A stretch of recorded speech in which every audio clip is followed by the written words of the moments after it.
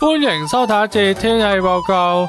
今日係大年初一，首先祝大家龍馬精神，馬到功成。東北季風正為廣東帶來較涼嘅天氣。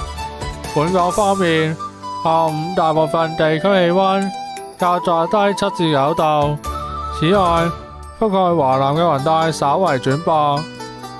現時氣溫19.6度，相對濕度71%。預測大致多雲，明早清涼，市區最低氣溫約16度，新界再低1-2度。日間短暫時間有陽光及乾燥，最高氣溫約21度，吹和緩至清勁東北風。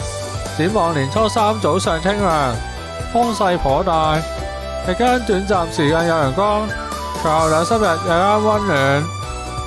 受一股清勁至強風程度嘅東北季風影響，年初二及年初三華南沿岸早上清涼，日間短暫時間有陽光。隨住季風逐漸緩和，本週後期至週末期間，廣東地區日間溫暖。預料一股偏東氣流會喺下週初影響華南沿岸，各區雲量增多。預測今日空氣質素健康風險，一般同路邊監測站都係低嘅水平。預測今日最高紫外線指數係2，強度屬於低。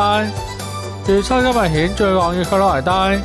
跟住落嚟睇埋各大城市嘅天氣預測。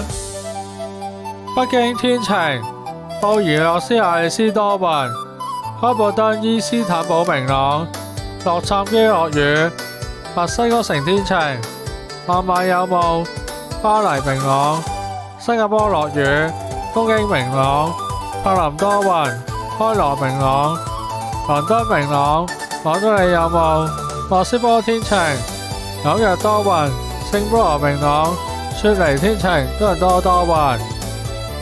今次嘅天氣報告完畢，多謝收睇，拜拜。